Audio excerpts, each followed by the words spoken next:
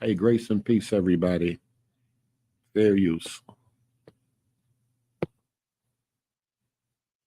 Has stirred up some serious controversy following her recent decision to file for divorce from her wife, Jessica Judy Dupart. According to reports, DeBrat is allegedly making some bold statements about the nature of their relationship and the challenges they faced. She is reportedly claiming that lesbian marriages are against the natural order, sparking debate and backlash within the LGBTQ plus community and beyond. DeBrat has also mentioned their son True in her statements, raising concerns about the unconventional nature of his conception and upbringing. True is biologically connected to three people. Judy provided the egg, the sperm was donated, and DeBrat carried and gave birth to him through surrogacy. This situation is not uncommon in LGBTQ plus families, but DeBrat's comments suggest she believes it's a complex dynamic for raising a child. These statements from DeBrat are particularly surprising given the couple's public display of love and commitment in the past. Their marriage and journey to parenthood were widely celebrated and shared with their fans, making the current discord and divorce proceedings all the more shocking. The remarks about the validity of lesbian marriages and concerns about their son's upbringing are likely to spark significant conversation and could have repercussions on how they are perceived within their community. The situation is evolving, and it remains to be seen how both DeBrat and Judy will navigate this personal and very public challenge. The latest buzz in the hip-hop culture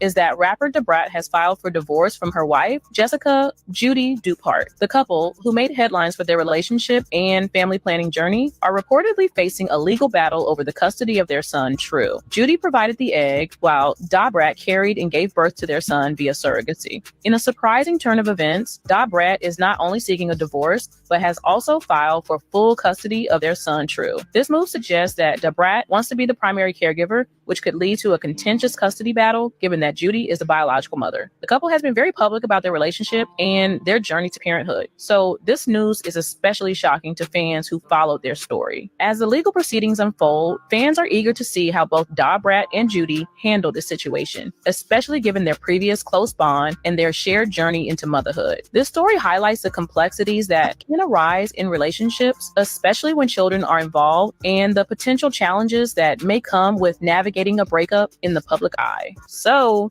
here's the scene. True legend, Hey True, along with DeBrat, Brat's mama, and Judy, were all at the airport minding their business, traveling somewhere fabulous as usual. I said what I said, and if y'all paying attention, it's all right there in front of you. See, what folks need to understand is a lot of these celebs love to hop on the gram, acting like everything's perfect. But honey, it's looking really shaky. Allegedly, Judy is struggling to keep her real feelings about DeBrat to herself. Sis, do you not realize your vibe is leaking into these videos? Cause baby, we see it. Did y'all catch that clip of them fighting over who gets to strap baby True into the car seat? Like, why did it take two grown folks to buckle one baby in, make it make sense? Judy's whole energy is like, this is my baby, my prized possession. I'ma do what I want, how I want. It's giving, this ain't your child, this is my child, period. And I'm willing to bet, and again, I'm saying allegedly, they had words over this baby before. I mean, the tension is so thick, you can cut it with a knife. Ain't no way they haven't clashed over this little one before. Now, Judy ain't acting up just for the hell of it. There's a reason behind all this. And trust, I see folks in the comments saying Judy's giving first-time mom vibes. But let's keep it real. DeBrat is the actual first-time mom here, pushing 50 and just had her first baby. Meanwhile, Judy's on baby number 4, okay? But the gag is people are heated because Judy ain't letting Brat fully bask in that first-time mom glow. And baby, some fans are already whispering that the honeymoon phase is officially over. I mean, where's all that beautiful, this beautiful, that we used to hear? That's what's missing, sis. When I first started watching them, it always seemed like Judy was out here trying to push this relationship forward, like she was the one running the show. Y'all remember that over-the-top birthday party she threw for Brat, right? When she popped the big question, Brat's face said it all. Judy was doing the most, and yes, I'm gonna say it, allegedly forcing the situation. This is just my opinion, but I'm pretty sure y'all saw it too. Look, y'all. Judy has been out here moving real strategically. This marriage, baby, it was all a calculated move. She's playing the long game, acting all in love because it's securing her that bag. Oh my God. You're going to take it away, okay? I'll be right back. What is it like to see them? You're part of the tribe. You're part of the village here. You know, like sometimes I really have to just sit back and just be like, oh, like just take it all in. It's just seeing so much love in one face. Like he is one blessed baby, but they're blessed as well because he's so special. Let's be real. All right, y'all heard that. Y'all heard that. It sound like the brat backpedaling. Well, we're gonna go ahead and leave that alone. Elder, I'm gonna play a video. I just finished texting Garfield, and I said Elder Green is gonna straighten out some of your false doctrine. He just started laughing. He just started laughing. I'm gonna show y'all a video of something that was said with Garfield. I might have walked away. I got so much stuff going. I might have walked away. But we're dealing with what role did Black people play in the development of the Bible? That was Mark, who wrote the book, The Blacks Who Wrote the Bible. Ooh, them church folks said that was pseudo. The development of the Bible is so involved when you really think about it. Now that's interesting. Now y'all know Asher Camper. That's how you pronounce it. I don't know how that brother A. I don't know. You know, I'll get to making up names here, and then you're gonna be stuck with the name. Let me show you something else. Eric Mason said that folk that penned the Bible were from red bone to blue black. Let me pull up a video. Garfield said something. Now, y'all tell me, what are y'all thoughts on this? Was he speaking? Well, I don't want to put nothing in y'all. Elder, if you got some slides or anything else you want to pull up, you gonna freestyle some of this here. Let me get rid of the brat. Gave me the Catholic Church. I'll play that one later, I think. Wait, which one do I want to play? Oh yeah, here we go. Here we go. Shout out to Bruce. I think I backed it up a little bit.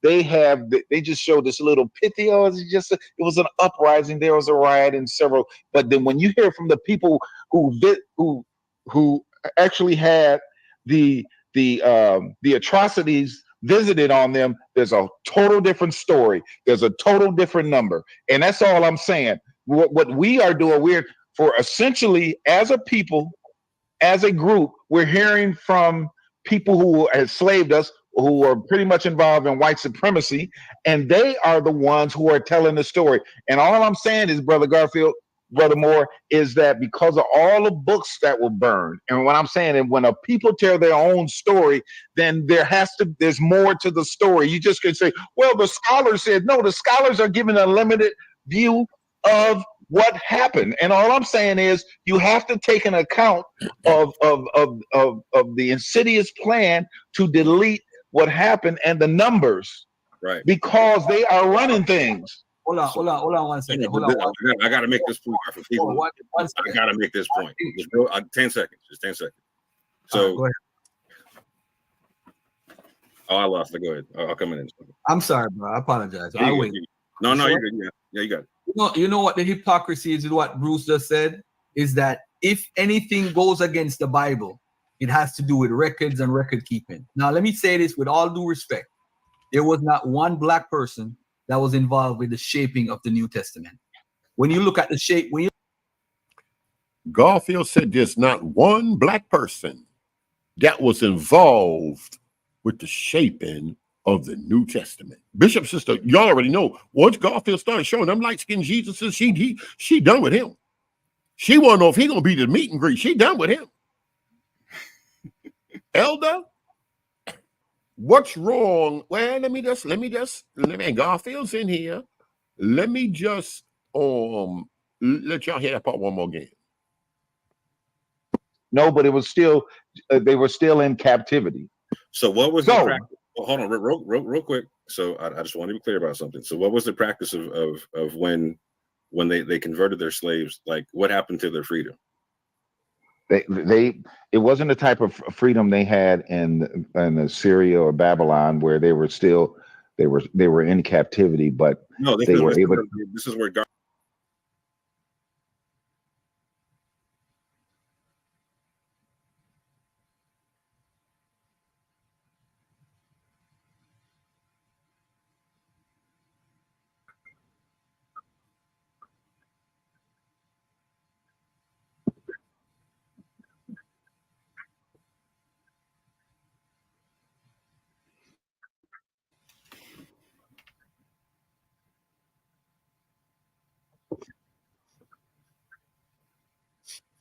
You okay, Berea? Huh? What happened? You can't. Oh, I'm sorry. Oh man. Oh my God.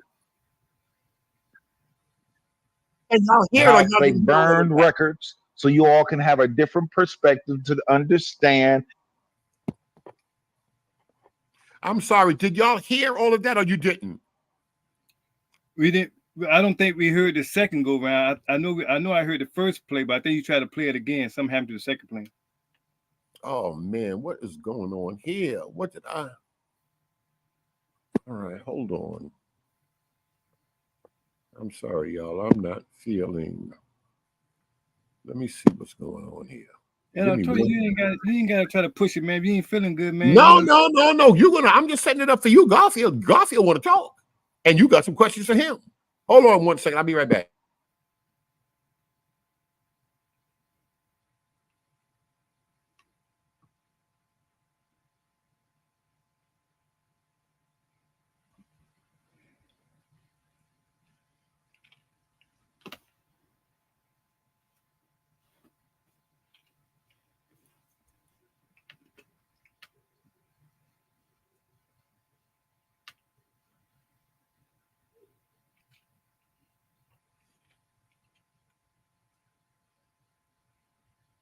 Well, I guess. Well, he ain't give me the authority to say nothing, so I'm gonna sit here and be quiet.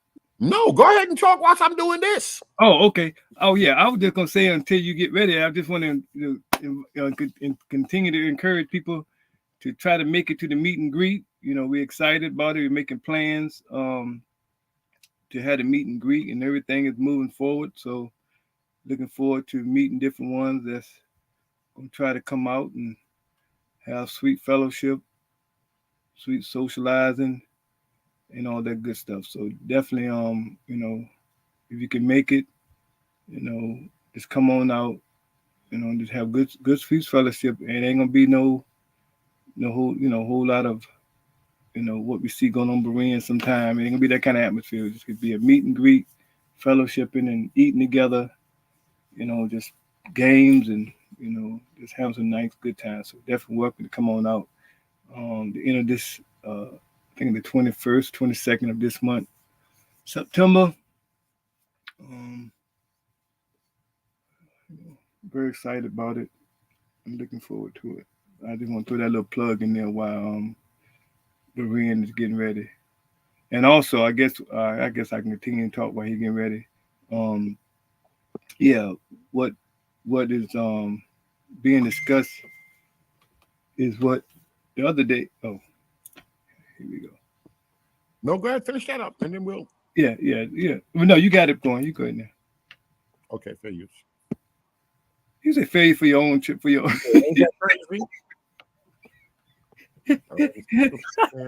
Years they became brutally slave. They were brutalized as slaves as well. Was it chattel slavery as the United States? No, but it was still they were still in captivity. So what was the practice? Well, hold on, real quick. So I just want to be clear about something. So what was the practice of when they converted their slaves? Like, what happened to their freedom? It wasn't the type of freedom they had in Syria or Babylon, where they were in captivity, but no, they were able. This is where Garfield was talking about manumission and whatnot. Like, right. So what I'm saying is, it's a different type of slavery from in the BC area. I mean era than there, because they were able to keep their families together. Some of those slaves had positions. We talking about perpetual slavery, which started by the Inquisition, and initially it was Spain and Portugal, and then the other nations, including the Dutch, the Netherlands, all of them, England, they all were brutally putting us into perpetual slavery. So I'm gonna say this. I am going to, and I asked Berean several times, I said, hey, I'm gonna bring on the sources. I'm gonna come on your show and show a presentation of how they burned records so you all can have a different perspective to understand that the whole story hasn't been told, that the whole. If they burnt records, how would they know? But that's not where we're going at. We're going with the comment that Garfield made about the development of the New Testament and Black people not being involved in that. That gives people the impression that maybe New Testament writers, definitely church fathers, were Europeans. Elder, go ahead. Oh, you want to try to play it again? Or you No. Because I mess around and can't find the exact spot. But go ahead. They heard it. Well, it's rated. I think it should be rated at 820. All right, let me go to 20. Okay. Yeah, person that was involved with the shaping of the New Testament. When you look at the New Testament in the second century, there's no New Testament yet, right? Go back. I'm sorry, I gotta take this call. Go ahead. What I was gonna say was, so in the instance like of Spain and Portugal, Bruce, right? So I'm sitting here agreeing with you that there was book burnings and scroll burnings and whatnot. That's documented in history. You got to go back to the 19th, right? But so here's an issue with that, though, right? So there are other documents, so there was a lot of scribes that were recording stuff in multiple languages, including stuff like Arabic in Spain and Portugal, right? Good. No, good. Yeah, that's good. Yeah, that's good. Sorry, that's good. As a group, we're hearing from people who enslaved us, who are pretty much involved in white supremacy, and they are the ones who are telling the story. And all I'm saying is, Brother Garfield, Brother Moore, is that because of all the books that were burned, and what I'm saying is when a people tell their own story, then there's more to the story. You just could say, well, the scholars said, no, the scholars are giving a limited view of what happened. And all I'm saying is you have to take an account of the insidious plan to delete what happened and the numbers, right? Because they are running things. Hold on 1 second. I gotta make this point. Please, I gotta make this point. Just 10 seconds. Just 10 seconds. So, go ahead. Oh, I lost it. Go ahead. I'll come in a second. I'm sorry, bro. I apologize. I'll wait. No, you're good. Yeah, you got it. Go ahead, Elder. No, you cut it off again, Berean. Did he come? Garfield came back after he got the phone call? Yeah. No. He didn't make the phone. Go, you play it. Let me see here. You know what the hypocrisy is with what Bruce just said? Is that if anything goes against the Bible, it has to do with records and record keeping. Now, let me say this with all due respect. There was not one Black person that was involved with the shaping of the New Testament. When you look at the New Testament in the second century, there's no New Testament yet, right? And then I'm sorry, I gotta take this call. Go ahead, guy. What I was gonna say was, in the instance like of Spain and Portugal, right? Now, who agrees with that statement there? So I'm sitting here agreeing with you that there was book burnings and scroll burnings and whatnot. That's documented in history, whatnot, right? Well documented, whatnot, right? But so here's an issue with that, though, right? So there are other there was a lot of scribes that were recording stuff in multiple. Yeah, that's it.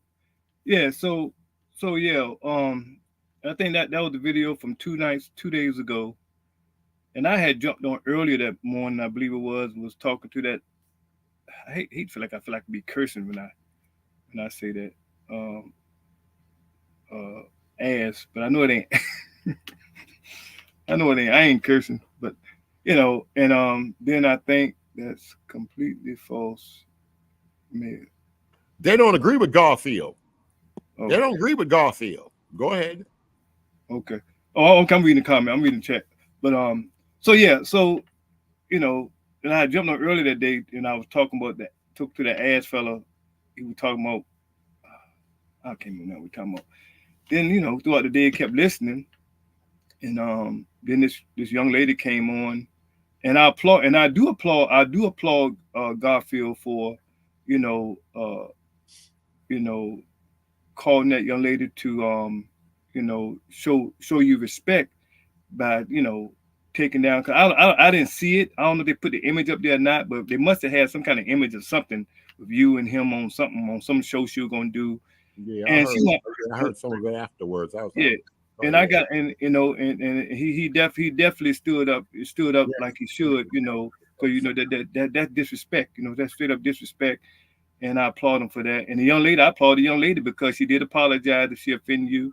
I mean, I don't know her from a can of paint, but I gotta applaud her as well because she did apologize. But all that went on, during this time frame, and then when I heard that, I was waiting for somebody to come along and say, well, Garfield, that may not be true, or that, can you explain what you mean by that?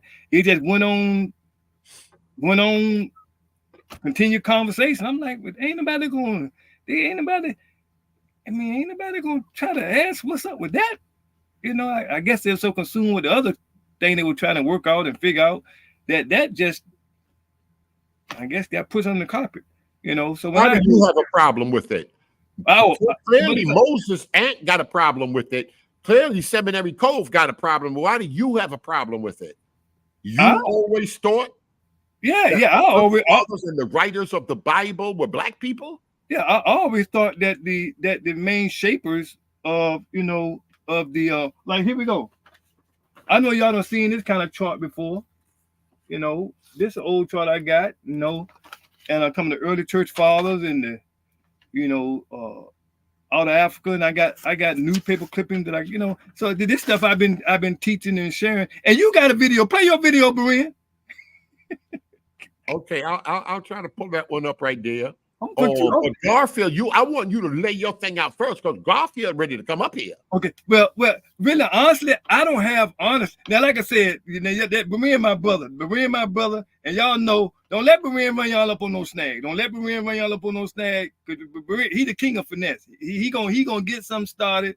He gonna get something brewing, and only he can get away with that. But the fact of the matter, I did reach out to him and tell him that, look, that what Garfield said, which I accept.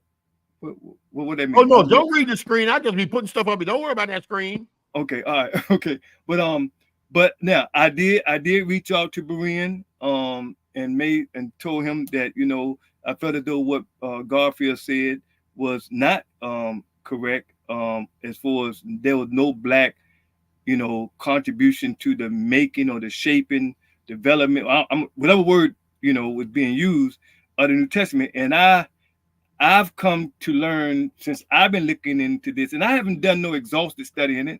I have not did a whole lot of primary research into these early church fathers and all that. I have not done that. I'm gonna be honest, I have not done that. I have not done a whole lot of none of that. You know what I'm saying? But the things I have came across in these years of ministry and studying has been that the early church fathers were majority men of color or black people. Now, you believe that because that's what you always believed? No, I believe that because that's what I believe that because that's what I mean. I got a newspaper clipping here. I don't know how old it is. That says that. I mean, and with me, it's not a black or white thing with me. It's not a black or white thing with me. Now, because like I said, I mean, in our ministry, we've always had a mixed congregation. We've been in ministry now. This year, I don't know how many years make now. 19, 8, I don't know how many years it is. It's been so long. But they're gonna get me for not knowing exactly how many years it is. But we've always had a mixed congregation. I got mixed. I learned this word on your show. I got the white body in my family. So it's never with me. It's never been about a color. Never. I've dated white girls. I mean, that's I roll with white boys. I mean, it's never about a color. But what happens is, as soon as, in my mind, this is how I think. As soon as something like that is said, that brother, I don't know if you want to call called a brother now. I don't think he's a believer, but I can count brother as in brother, soul brother, something like that. As soon as Brother Garfield says something like that, in my mind, the way I process things, this is me. I'm not pushing my view on nobody.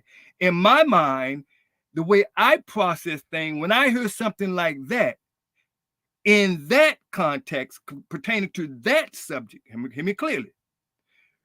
When I heard in my mind, when I heard that being said, in that context pertaining to that subject, in my mind, in that context pertaining to that subject, maybe not the next subject, that makes it a black or white thing. I'm gonna tell it again. When I heard that said like that, that in my mind, it what opens the door to make it a black and white thing. Why do I say that? I say that because now, if somebody heard that know otherwise, that they was not they were men of color, now that person can get kind of in their feelings about what's being said, and now they go on this rampage because they know it not to be true, and now it's like it continues that bitterness that they may have about white folk, especially here now, they making these people white, all that kind of stuff. So in my mind, that don't make it no better. That's what I'm trying to say. That don't make it no better. So at the end of the day, when I heard it, and I didn't hear nobody to come and try to explain it, try to work with it, or build upon it, or just midrash it, research.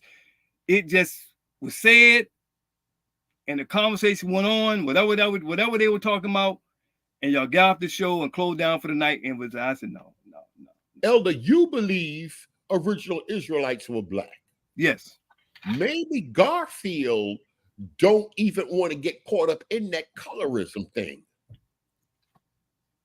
Maybe you believe that, and that's, well, tell me what you believe, black and brown people. But I'm not trying to push that view on nobody. I think people, and I ain't got to explain myself, but these people, I've been on this show going on 4 years. These people know how I am. I ain't trying to push that view on nobody. He the one who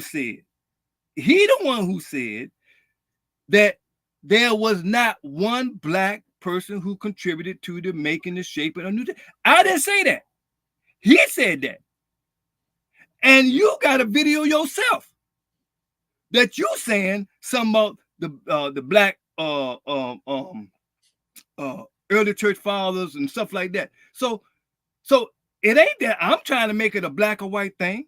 No, I believe when he said that, and the way it came out, in the video, it's like it came out of nowhere. I'm like, it's like they threw that out there, and that really wasn't even a topic, if I remember correctly. I don't even think that was the topic at hand. Of course, I can't put words in the man's mouth. I can't put words and thoughts in his head. All I know is what I heard, and what I heard from what I've understood, it don't pan out. That's all I'm saying. Come on, Garfield. All right. First and foremost, peace and love to everybody, man. I want to say, Elder Green, I just want to say this to you. I don't challenge elders. I just learn from elders and change my ways and yield to what they're saying. I have nothing oppositional to say to what you're saying. And I think what happened is it was a statement being made regarding something that the brother, what's his name? The brother that was speaking, I was responding to something what he said regarding color. And he was saying white folks destroyed all these documents and we can't trust white folks. That was the purpose. I'm paraphrasing what Bruce was saying. And peace and love to you, Brother Barine, for having this conversation, by the way. All right. I think people need to understand where I'm coming from. And one thing I can take back and say I'm incorrect is when you make absolute statements. No black person, no. Let me stand corrected. All right? Because technically speaking, we don't know who is black or who is brown. We're talking from a modern day context of color. So we're actually speaking anachronistically regarding the color or the shape or how people look. Because we don't have any pictures. We might have some examples. Somebody might be from Africa. They could have a Roman background. We don't know if they're quote unquote black like our brother Bareen or myself. All right. So wait a minute. No. We can't get past that. Hold on. We really don't even know to keep it a buck. Hold on. Maybe the Bible left it that way for a reason. All right. But y'all gonna go to Jeremiah. Y'all gonna go to Song of Solomon. Y'all gonna go to Revelation 1:14. Y'all gonna go to Daniel 7. All right. Well, let me clear something up. Yeah. When we're talking about shaping of the New Testament, we're talking about putting together a canon, shaping a canon. Now, urban apologists, in my opinion, what they have tried to do is, because everybody is always spewing this is the white man's religion. They had Bareen on the front line, and they had others basically putting out information about church fathers and if they were African or black or whatever.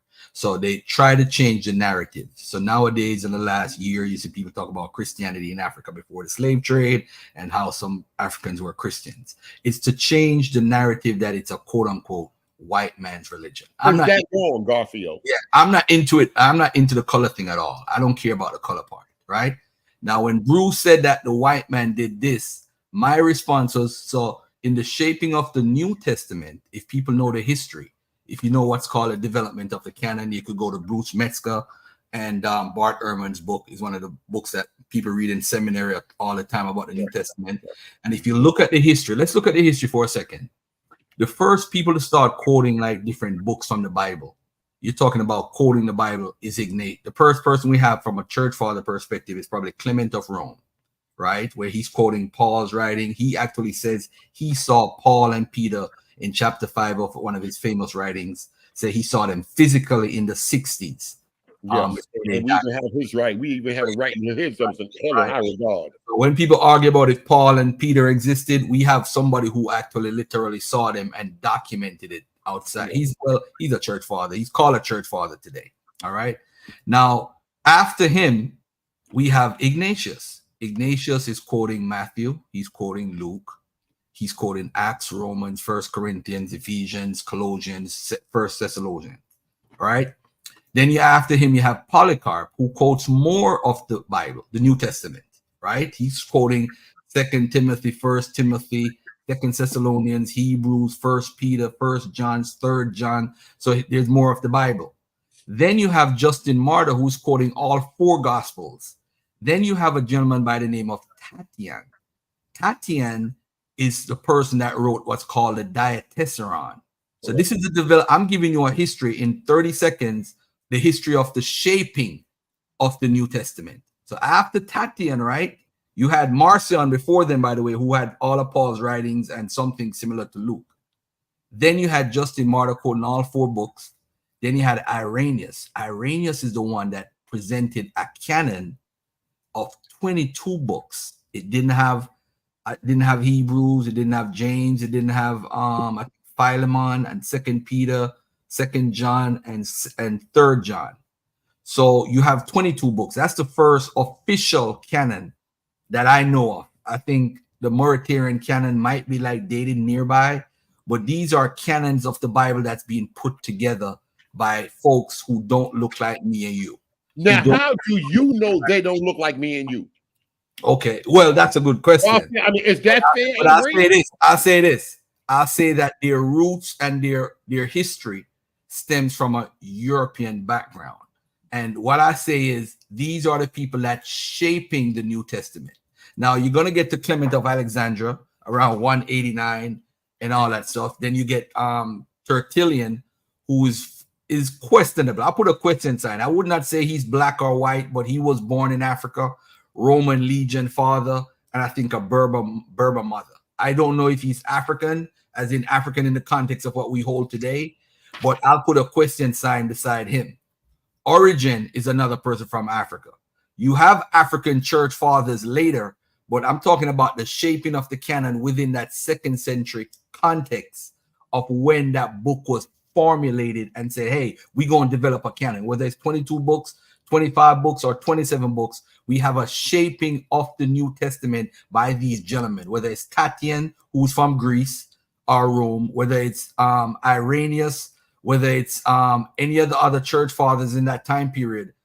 These are Irenaeus is from France, and he's a European parents. He's not a guy Yes, who Gaul. Yes, Gaul. so They I call would Gaul. I would say he's a classical European guy. So this is one of the main guys why we have a canon today. His canon only had 22 books, but I'm talking about the shaping of the canon. And I was referring basically to the 2nd century because I've had this argument with many PhD New Testament scholars. Some of them responded, some of them don't respond. I said, if we're going to play the game of they come from Europe or they're black, it seems like the shaping of the New Testament, not the writings, the shaping of which books to use and all that stuff. When you look at the shaping of it, it is basically Europeans. Now, that doesn't take away from the African church fathers who we know possibly are black. I'm not talking about Athanasius because Athanasius is another question sign because there was some stuff that they said is a forgery regarding his description, the black guy and all that stuff. That's another question sign beside it. But we know there's African church fathers who we would call black involved, whether it's Cyril, whether it's the gentleman's Didymus or whatever. There's a bunch of African church fathers that are involved after the 2nd century. But I'm talking barely. I shouldn't have said none, but from what I know, in the shaping of the canon, Irenaeus' canon is what led to many other canons. His canon is the canon. He's actually the historian everybody who in seminary goes to know about every group in the 1st century, whether it's the Valentinians. Because, by the way, the Valentinians also believed in the New Testament, parts of it, and they believed in Matthew, Mark, Luke, and John. They believed in Romans, 1 Corinthians, 2 Corinthians, Galatians, Ephesians, Philippians, Colossians, 1 Peter, 1 John, Revelation of John the Revelator. So the Valentinians, although they're called Gnostics or they're called heretics, they actually believed in a lot of the New Testament before Irenaeus or after Polycarp. So when you look at the shaping of the canon, you could tell that these specific books, it gradually got to where it was. But Irenaeus is the guy. Without him, that guy who's not like me and you probably wouldn't have had the New Testament as fast and quickly as possible if it possibly wasn't for his role. And he's definitely this is so much beef because people will say, well, because Garfield could be feeding into some white folk pick the books of the Bible. Garfield's not arguing now.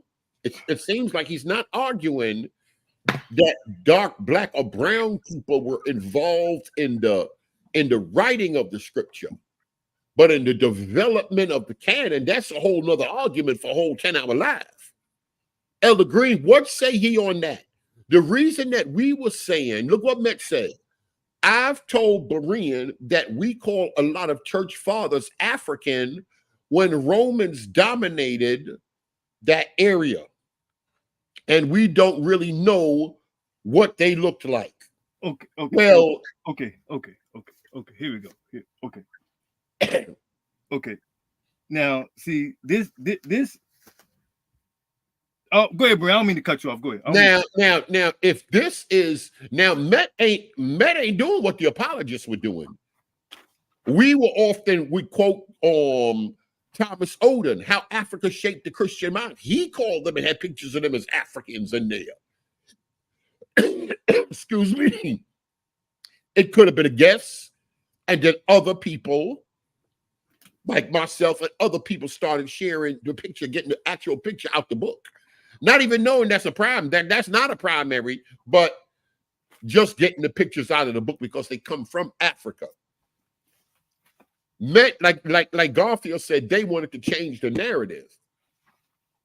Met looked like he's arguing it more so than y'all are swinging to the other extreme like Europeans did. I'm throwing that in there. Go ahead, y'all. Okay. A couple things that I'm trying to make sure I'm hearing. Like I said, I'm no scholar, no theologian by far, and I'm say that very humbly. I'm not. So But Brother God, were you saying that? Okay, I'm gonna make sure I hear you clearly, cause I'm about to look at something here. Mm-hmm. And God bless you, my brother. I don't think I spoke to you. No problem, my brother. Peace and love to you. Mm-hmm. Peace and love to you. Were you saying that the people that you named for the canon of the scriptures, Mm-hmm. were you saying? Are you saying? No, I'm not putting words in my mouth. I'm asking. This is the question I'm asking. Are you saying that they is recorded in history that they had those certain books in their presence, like they had that? Because we know that everybody didn't have them all at the same time. Okay, so are you saying that those ones, the one you named, had certain canons that they was credited having in their presence, or are you saying that they themselves the one who penned it? You follow my question now? Very, very good question. Just to bring clarity, right? Yeah. The books that I'm naming, they recognize those books and use those books. Irenaeus, for one, is definitely a canon. He was assigned by the Roman Church, so he's definitely involved in putting a canon together as far as compiling books. He had the books, and he's actually the greatest, in my opinion. I mean, people can have their differences. The greatest Christian historian in history, in my opinion, because he's the one that recorded what happened with Jesus in the first century. He's the one that recorded all the Gnostics teachings, all the so-called heretics. He's the one that have the records of the Ebionites, the Nazarenes, or the early records that we have of, well, not necessarily the Nazarenes, but certain first century Christians, groups, Gnostics, believers in Jewish Christians. He's the one that's documented Simon, the Simonians. He's the one that's documenting all these early groups and early Christian formulation of orthodoxy. You can't go around him. And I'm saying he's the one that said, these are the 22 books that I find legitimate that's going to be a canon. And he had those books and said, these are the books that we're working with. So specifically, yes. Okay. So, but you're not saying that. I want to make sure. But you are not saying that he the one who specifically started the canon. Am I making it clear?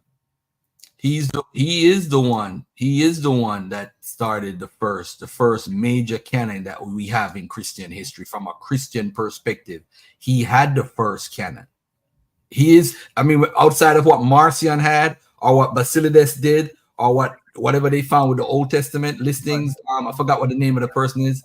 They start with a B. But outside of all of that, this is the guy in Christian history that started the first major canon on the orthodoxy side, on the Christian side. Marcion was from 140, 141. I mean, Berean and Covey could correct me, but I think it was around that time period that he started. Marcion had his canon. We had Paul's writings only and a version of Luke. Right. Yeah, I'm with you because matter of fact, and I don't want to throw people off when I say this, and you may know what I'm talking about. That was a key. That was a major key in coming against what Marcion did. You understand what I'm trying to say? I don't want to go too much with that part right there, because when Marcion did what he did, there had to be some. I'll leave it alone. Okay, so 140. What date you had? For the canon, as far as Irenaeus? Irenaeus, regarding who? No. I'm not the canon guy. I'm not. Trust me, I'm not. And I'm not asking you this trying to pinpoint you on something, trying to catch you out there. I honestly, because we've had this canon discussion a couple times, especially in the back chat, and they know I'm not that dude. I'm not that dude. So I just want to make sure that I'm hearing when you say. No, I don't even want to get off topic. So going back to the black part. So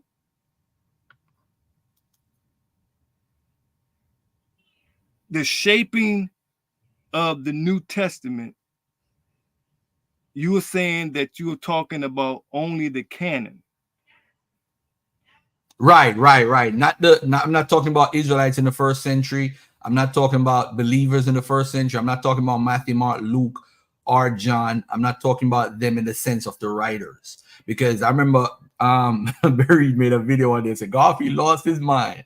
When I said one day, I saw Netta, I said that there was no New Testament in the first century. And if you think about it before getting emotional, there's no collection of books by one group in the first century. It don't exist. The writings exist, Right. but there's no collection of books like a canon in the first century for people to follow. That's something that got developed.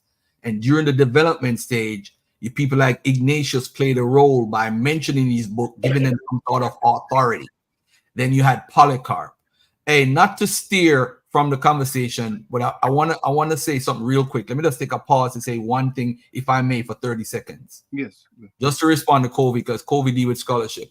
I want to point out to Covey that Saint Athanasius of Alexandria, a black man, the Black Dwarf, it goes back to a gentleman by the name of Justo Gonzalez, The Story of Christianity, Volume 1, Chapter 19, 199. Gonzalez is a fairly well-known Good history. Cuban-American church theologian. You can find his nickname reference on the website of Christianity Today and others. Unfortunately, many have also quoted this nickname without giving any historical reference except to Gonzalez. I have recently been asked by Gonzalez as an historian, thus I'm publishing this small piece of research. What happened is Gonzalez is the one that really put that information out about him being dark and short and all that stuff, and it doesn't go beyond him. He's the one that they think, scholarship thinks, actually made it up. Outside of him, there's no reference to Athanasius being dark and short or some inference of him being black or whatever. And if you want Covey, I could inbox this to you later so you could read it for yourself. But that whole thing about him being, that's why I said there's a question sign on Athanasius and a question sign on Tertullian. Now, don't get me wrong. There are African church fathers who I would think that they were quote unquote what we call black today. Don't get me wrong. But those two, there's a question sign beside both of them and their references. All right. But let me just get back to this now as far as the development of the New Testament. That's what I'm referring to. I don't see people of African descent, people who we would call black today, being partaking in the development in the second century. Now, beyond the second, you automatically see white folk. Yeah, not really white folks, but we see Europeans are people who are Asiatics, but we don't see people what we would call black or African partaking in it. That doesn't take away from it because it's not their writings. Just for the people who want to get emotional, it's not their writings. It's the original, it's the Israelite writings. These are the people who are just shaping the canon, which books should be allowed and not be allowed. Let's not oversimplify something that's just purely simple. It's not taking away from the writings.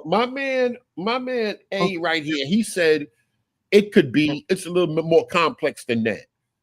But Garfield, you're helping, because I remember Jabari said the Talmud had y'all books for years. You're helping what some samples are saying, that these white folk took books out, they changed certain things, they did what they wanted to do with the text. These historical facts?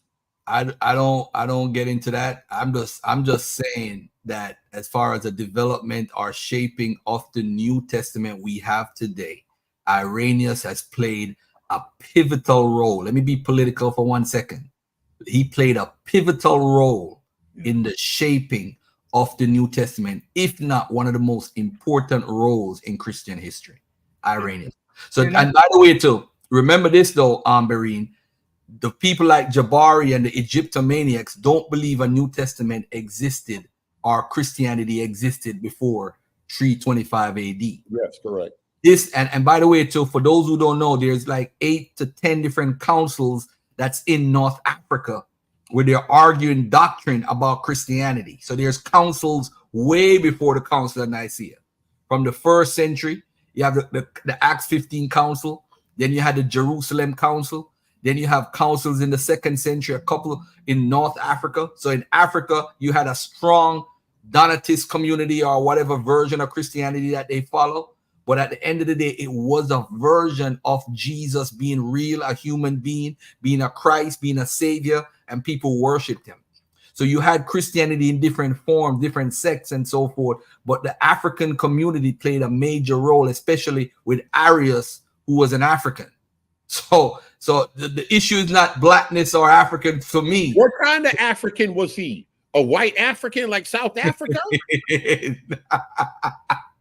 Bereed is hilarious. You need rare form tonight, Bereed. If I could jump in real quick, I want to ask Garfield a question, not contentious. Let me just respond to Bereed real quick. I don't know what he was, but the Africans, definitely North Africa, played a major role as far as the text. As far as how they look, I don't really care. But I'm just saying, as far as the major role of shaping the text, which books to use, yes, Irenaeus played a major role. Okay. Let me see if they ain't push back. Go ahead, y'all. I mean, hey. I'm gonna let the young man say something, then I'm gonna say something after him. I'll be back, y'all. I appreciate that, Elder Green. I wanted to ask if you ever heard of Marcion being mentioned as the shadow founder of modern Christianity. Yes, I've heard that in a lot of pseudo circles with Egyptomaniacs like Jabari. Marcion may have provoked the whole canon thing, because I know Basilides had like 24 books and he was earlier than Marcion, but I don't know what is in the 24 books because they don't exist today. Some of his writings talk about Jesus not carrying the cross and somebody else died, the whole Muslim story. So I don't know if Basilides is the best witness, but he had a bunch of books, which some people may call canon, which is around 124 of the Common Era. Then after that, you had Marcion around between probably 32 to 141 of the Common Era. But as far as Marcion, back in my days when I used to teach Jesus never existed, I used to teach that about Marcion, that Marcion is the one that started Christianity, and Luke that he used is an older version and the original version, and that the one that the Christians use is wrong. And I used to teach all of that. So I know it very well from the slave theater days, that type of teaching. But I think people got to be careful. Marcion is credited with the canon. Now, what Marcion did, he ain't want none of that Paul stuff. He did like Thomas Jefferson and got to chopping up the Bible, got to chopping up scriptures, the gospel, but they were already in circulation. So he didn't really come bringing doctrine like virgin birth. I ain't never heard him credited with none of that. To me, the reason why I asked is because on the Marcionites. Hold on, let Brother Berean finish, brother. Let Brother Berean finish. No, go ahead. No. He said the Marcionites, Yeah, like that speaks to influence to me, not necessarily over canon, but when you hear ites, do you hear a following, right? Like, how big does that ring to you, both Brother Garfield and Brother Berean? Oh no, see that every in the church history, what we call heresy, every heretic is named after the person that started the doctrine. Right. And I would imagine, because there was a couple of Gnostic situations going on during that time, and Marcion being an offspring of that, it seems like only his brand of Gnosticism, I guess you could say, comes up. And again, I'm not saying that speaks to his influence over the canon, but to me, it speaks more towards attitude. And I just wanted to introduce to the question at hand, how many of the the people that had influence over the current canon, because I actually don't believe that Jews were much involved at all. And when I say that, I mean actual Israelites. So I wanted to ask how y'all feel about that in addition to the question at hand, because I think the black thing, I think it hits harder when you see how close the actual people were to the development of the canon. I don't know if Elder Green or Berean want to touch on that first. I respond. I'm not going. It's on to the brother there. I'm not even. I can't even follow that. I'm still stuck way back with the. I'm still stuck in a little, and that's not. We won't get into that question the brother asked. But that's a decent question. I know. I can see why people would see he's so early. But now the thing is, like, oh God, who wrote the Orthodoxy of Christianity? Are arguing against that Bauer thesis. The thing is, the orthodoxy in Acts, if we see a development of the Acts with Peter, James, and John, if we see beef in the church of Antioch and Israelites get together in Acts 15 to talk about how these Gentiles, no matter who you may think the Gentiles are, how are we going to do with this thing and circumcision and all of this other stuff. Marcion wasn't on the set yet. So we already see a development with pure Israelites. Now, picking the canon, it seems like when the New Testament was developed, it seems like some people would argue that the Old Testament canon wasn't even really formulated. You know, some of us will say, well, Jesus said the law, the prophets, and the writings, and we'll try to connect that with Josephus and how he looked at it and try to make it seem like this is definitely what it is. But it's some beef. Okay, good point. Dead Sea Scrolls, they constantly had other books. Good point. The Israelites had other books. It wasn't such a big thing. Like I mean, like that right there is exactly what I'm speaking to. And like, just for example, Marcion's kind of coming in just as James is going out. You know, we see within such a close range of time, such a difference in doctrine.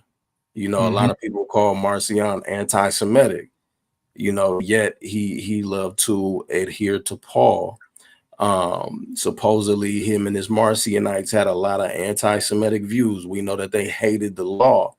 And you almost see a contradiction of sorts represented in the Bible. Otherwise, and I'm going to say represented in the Bible, because it does appear to be a double-mindedness if you don't keep into account that, you know, people do err, and you see people like Paul develop in the scriptures.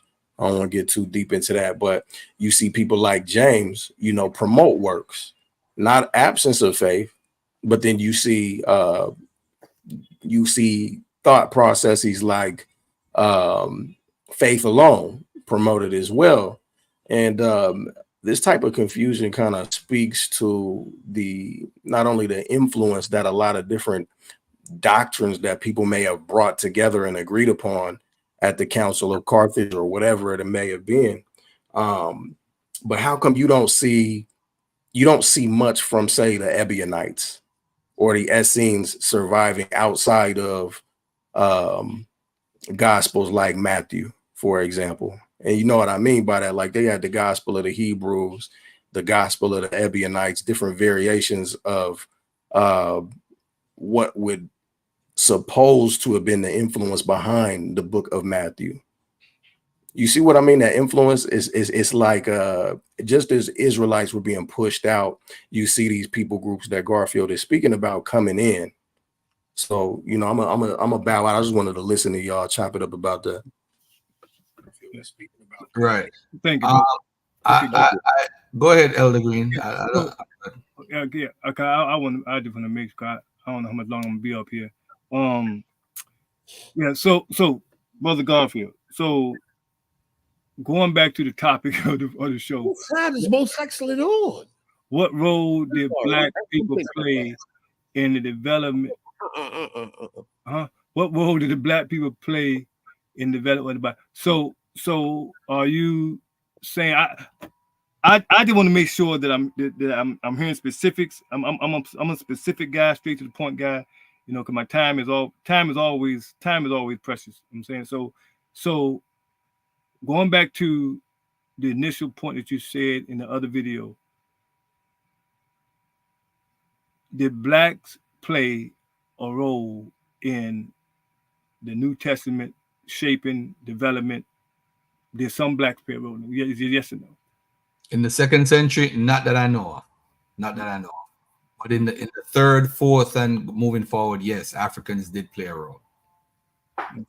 Yeah, you have Augustine. Augustine definitely played a major role. Origen played a role, and but again, we don't know if these. I'll use the word African, but I won't use the word Black, because I don't know what these people look like necessarily. Okay. You know? Okay. Well, if what I could do, I could read from an article here. Like I said, I don't have no primary source. I don't have no contemporary during that time. But now, I do want to say this too. I do want to bring this point up, because you went into an area that I didn't come on here prepared to go into for the canon scripture, because I don't really get in that. But let me read something. Between the year 140 AD and 325 AD. And this may or may not be true that I'm reading this statement here. I got in my book here.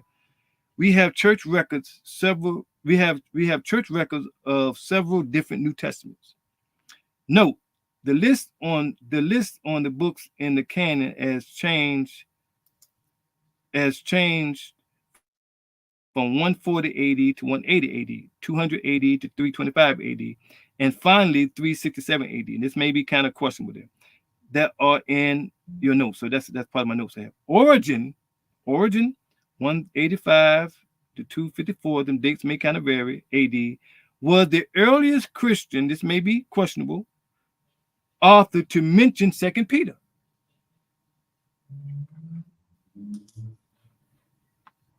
First to mention 2 Peter. I haven't looked into this. This is a note I had that I took this course some years ago, but I didn't come prepared to even go this route. Origin 185 to 265 AD. This may be wrong. I could be totally missing it.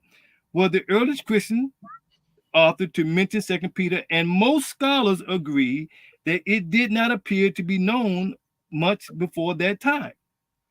So when I asked you earlier, okay, I'm gonna say some more. I could be totally missing it. I have not. You're not missing it at all. It depends on what type of scholarship you're dealing with. Scholarship at one time was making it sound like the whole New Testament ain't get developed until the 2nd century. Others have argued for earlier date on the Gospels. You don't read about the temple and excuse me. People want to argue about Peter and when Peter was written and disputed books of Paul and all of that. It goes a little. It's interesting. Go ahead. It was thought to have been copied and distributed during Origen's time. That could be totally wrong. That point could be totally pseudo. Although Origen mentioned all 27 New Testament books, he acknowledged that at least 6 are still doubtful in his day. I'm gonna read one more point I got here. Another point. In 367 AD, Athanasius was the first writer known to have listed the exact 27 books which traditionally make up the New Testament in Orthodox Christianity without making any distinction of status among them. Even in 363 AD, the canon of Laodicea, which were established at the Council of Laodicea, left out of the book of Revelation. So I'm saying this in the context of these two people here are noted in this source. I got an article here that was in the newspaper, and at the top of this article, it says,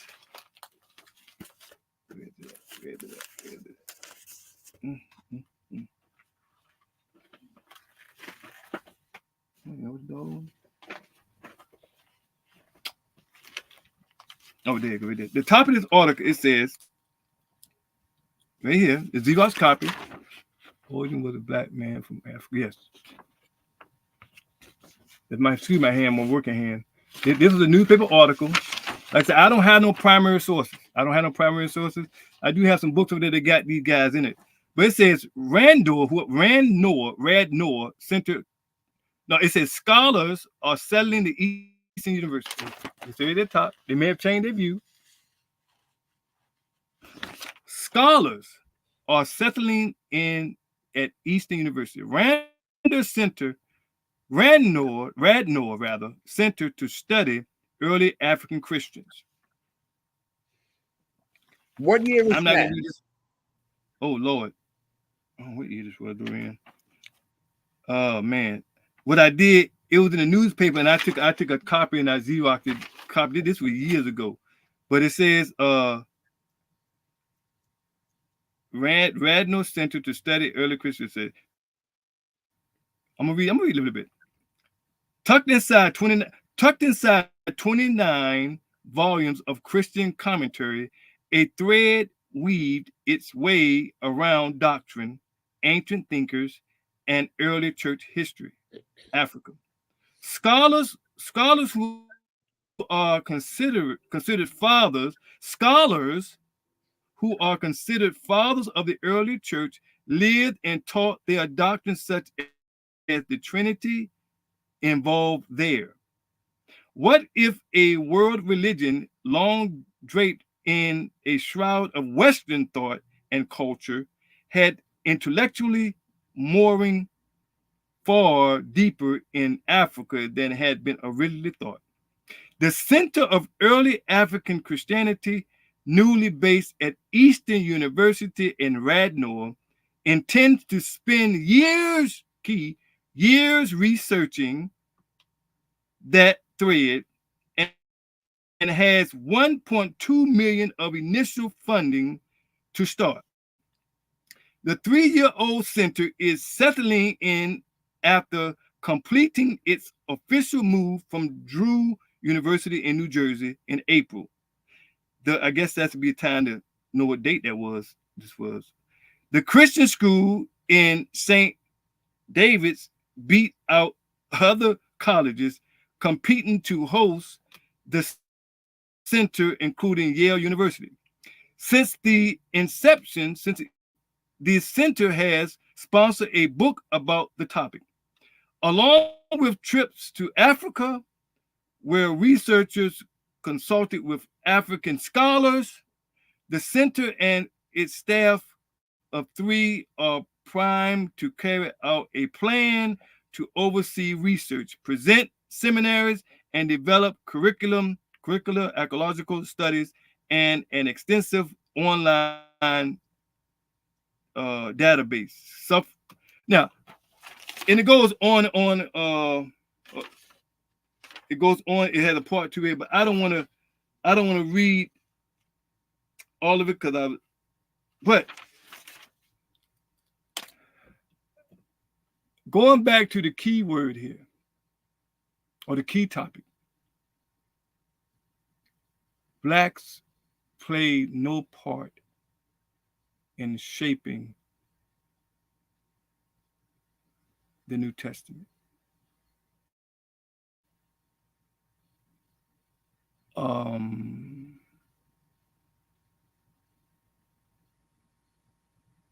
That would leave a person to think that Blacks had no part in the New Testament, whether it be the writers of the books, whether it be this source here called it out of Africa, top thinkers. It says top thinkers of the early church. Many people who know a lot about the Bible, know little about what happened right after the time of the Bible, after Jesus and his apostles. This is the period of time from AD 100 to AD 500. Few Christians are aware, now this article, not me, are aware that the very greatest of all thinkers, scholars, and leaders. That's out of this. I didn't make this. It says the greatest of all thinkers, scholars, and leaders of this time were found on the continent of Africa. That means automatically that they're Black? Well, let the elder finish, Brother Berry. Let him finish. The five individuals were selected, or the 5 individuals we've selected to highlight on this chart, all live in North Africa. And they have Athanasius, they have Augustine, they have Tertullian, they have Clement, and they have Origen. And this article that I did not completely read, separate, totally independent from this one, has some of these lists as well. And I have other. So in my mind, now I don't know exactly what role they played. I mean, they got some descriptions right here, and I know I can pull out some description of things they did, good, bad, and ugly. I know I could do that. But in my mind, along with a lot of the authors of some of the books of the Bible, New Testament, I believe they'd be people of color. And a lot of early church fathers. Now, so in my mind, I'm thinking and believing that a lot of the authors of the New Testament scriptures, the writers like Matthew and them, I believe them to be a people of color. A great many of the early church fathers, like we just mentioned right here. Now, that don't mean that it was all, see, I'm not making it a color thing. I'm not making, but when you make this statement that blacks had no part in this New Testament, that makes it a color thing. That makes it a color thing. So me going through this is not making it a color thing. I'm just trying to present what I believe to be truth about the subject. Because when it said that no blacks played a part in, and I don't want to keep repeating that like that because that wouldn't be fair, because I think you did, when you did come on, you did say something like, you know, maybe the wording was a little different. I don't know. So I want to be fair. So when I keep, so I'm not that type of guy to try to drive home.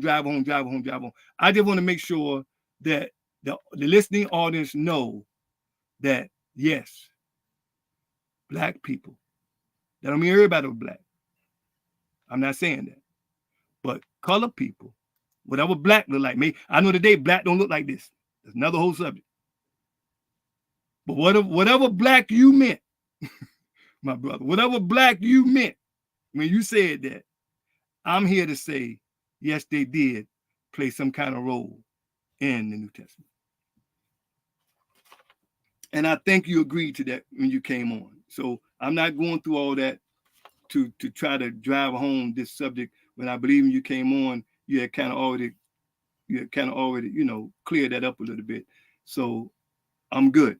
I'm not one of the type guys that do that like that. So I did want to make sure that before we move on, unless you got something you want to say, that the people do know and understand that, that people of color did play a role in the New Testament. I yield.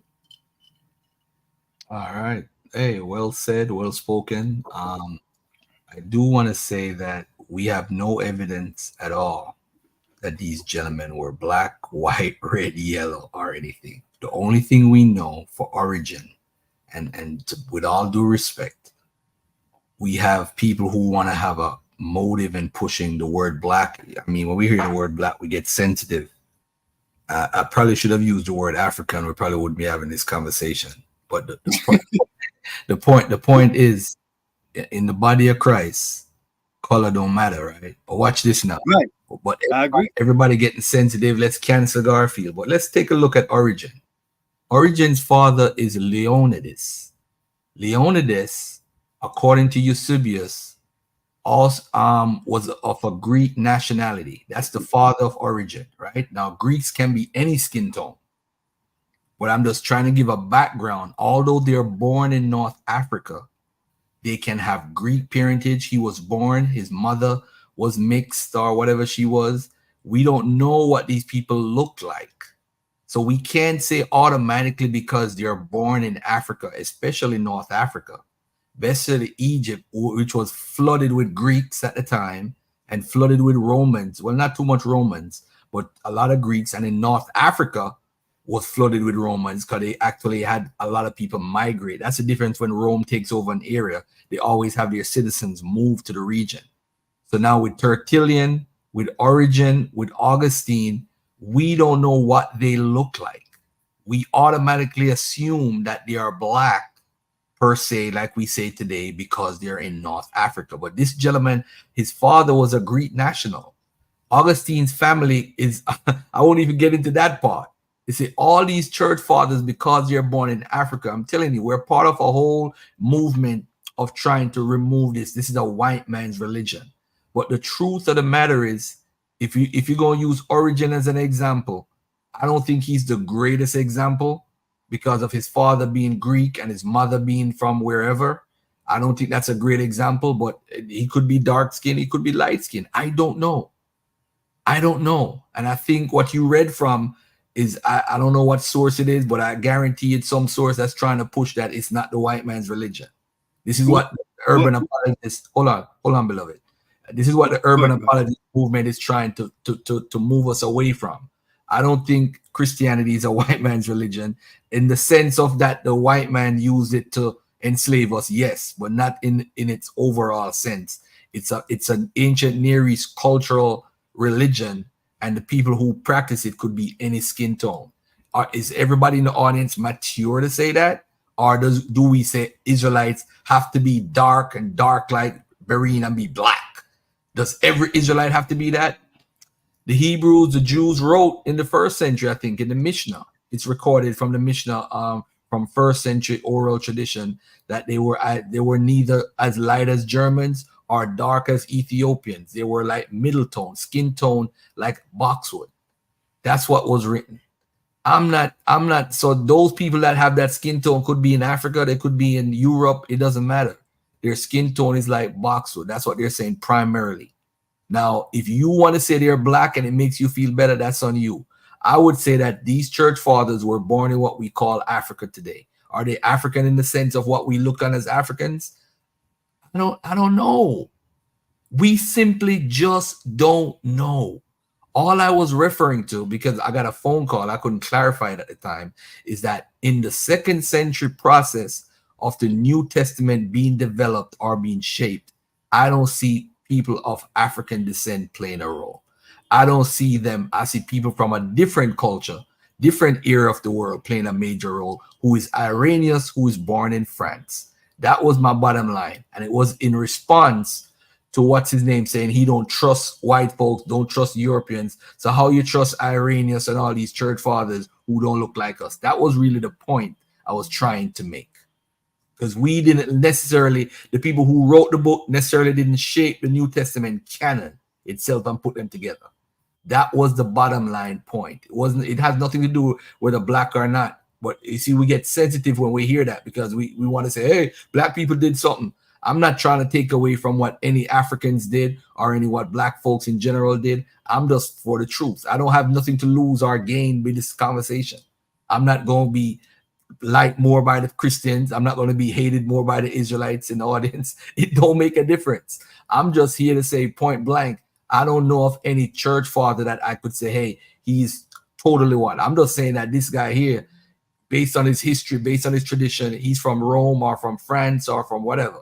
That's what I'm saying. And that's where they're from. Now, this guy, Origen, played a major role also with the Bible because he had something called the hexapla, where he put different versions of the Old Testament, and then he started comparing it with New Testament, and that's when he started talking about precepts and people trying to match with the old and the new. That's the guy that definitely shaped Christianity in that sense and in that way. Hexapla, Hexapla, whoever wants to study it. All right, so Origen definitely played a major role. Augustine definitely played a major role. But although they come from North Africa, again, if you study all the church councils that they had before the Council of Nicaea, a lot of them were in North Africa. There was a strong Christian movement, and it's right there beside the ancient Near East, beside Israel. So obviously some of the earliest Christians would be right there because that's where a lot of the Jewish Christians were, Jews who are waiting for the Messiah or whatever. So those communities definitely played a role in pushing Christianity and so forth. But them being black or white, that's a modern day thing. I don't even want to do that right now. Thank you so much, Garfield. We appreciate you. Hold on, Barry. Hold on. I know you're not feeling good, so but maybe my no. You go ahead. I'm going to the refrigerator. now, because I don't want the people to get kind of amnesia. Because I know some people can think what they want to think, but Garfield, you would agree that the only reason why the black word came up because you mentioned it. You know what I'm saying?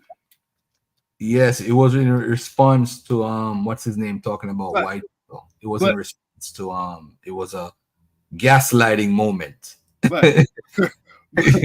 But it was a gaslighting moment for Brother Bruce. Right. But in all fairness, because I kept hearing you say, you know, people get sensitive. We talk about the word black and this and that. But let's not forget, you're the one who said it. You're the one who said it. And I don't want to keep repeating it because of duh, you know you said it. So now, so we can agree that you mentioned at least two. You mentioned Origen, and who else you mentioned? Augustine. Mm-hmm. They was key players in the shaping of the New Testament. Is that fair? That is fair. Okay, I'm good. All right, cool. Hey, you coming to the meet and greet, man? I won't say yes or no on the ear. Off the ear, I'll let you know. What are you scared? What? I ain't gonna say scared. Well, okay, okay, that's good. Cause you know what, and I think I understand why you. Then again, I'm different. I'm trying to come down. I might not spend the night, but I might just drive down and because I'm in New York, I'm not very, very far. Plus, I have my brother lives in Virginia, so it would be nice to my eldest brother. So it would be nice to come down there.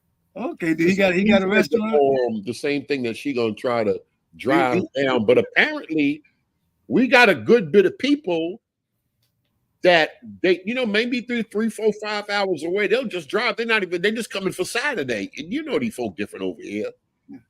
They just coming for Saturday. They don't want no hotel. They don't want nothing. They just want to come and eat.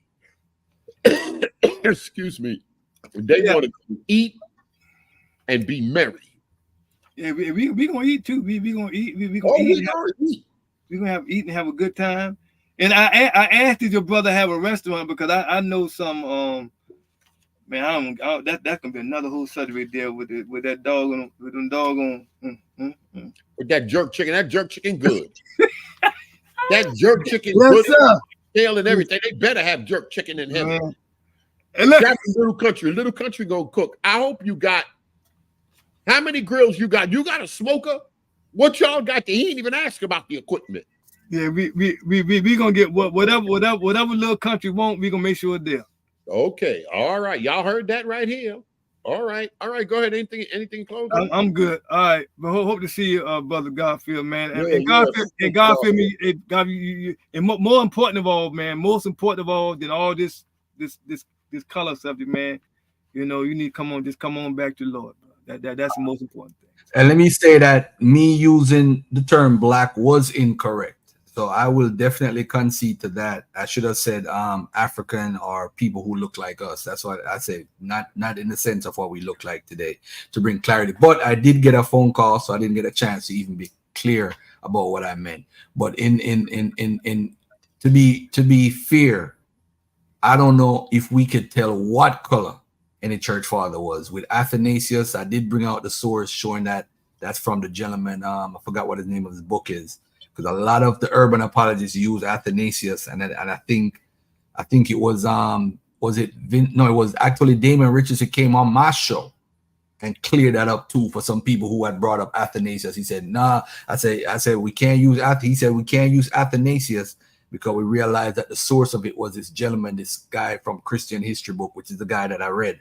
And that's why you heard Bereen saying good history, good teaching, because he's familiar with that, because that was one of the go-tos for the urban apologists. Athanasius, they call him the Black Dwarf. So, hey, he's black. But there was no source for that. You see, because we heard the word black, we jumped out the window and we say, yeah, he was black. He was black. We don't know what color he was. But I mean, somebody basically made it up. And we ran with it because we just want everybody to be black. This is why the color game is a crazy game, especially in Christianity. I understand the Black Hebrew Israelites want to do that, but as far as Christianity, we need to leave the color thing. So I will accept Elder Green's teachings tonight. I accept it. I take it on, and I'll grow from it. And I'll say I learn from it, and just be careful how you use terms. That's all we got to do as people, man. I appreciate it. I appreciate Garfield. Go ahead, Elder. You got any last words, or you want to pray us out? Yeah, Father God, we thank you, bless you for this little discussion we had tonight, Lord God. We just pray, Lord God, that thy will was done on earth as it is in heaven. It is in Yeshua's name we pray. Keep us, bring back next time. In Jesus' name we pray. Amen. All right, love y'all. We out. Shalom. All right. Love y'all. Good night.